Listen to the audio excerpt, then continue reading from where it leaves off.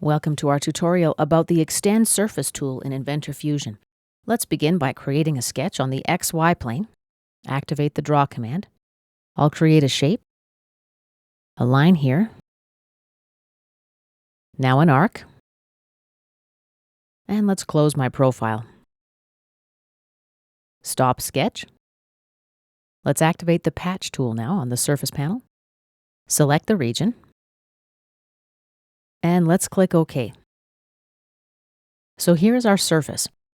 Let's activate the Extend tool now. Tangent propagation is selected. You can see that it's blue. Let's select this edge. All tangent edges are also selected. Extension type is natural. Extension direction is aligned. Let's grab and drag the handle. As you see, the extension aligns with the original edges.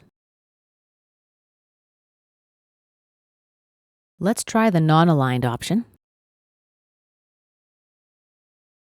This makes the extended edge on this side perpendicular to the original edge. This edge is normal to the circular edge at this point. Let's try a perpendicular extension type. In order to change the direction, we can just grab and drag the handle down. And let's click OK. Activate the Extend Surface tool again. Select this face. Here's an example of an aligned extension. Let's take a look at a non-aligned extension. OK. Activate the tool again. This time we'll select this edge. Extension type natural. As you see, the surface follows the original curvature.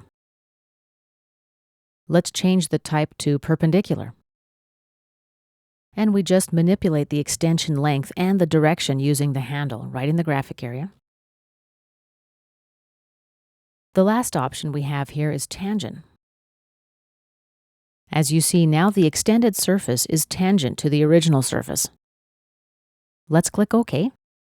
And this concludes our tutorial about the Extend Surface tool.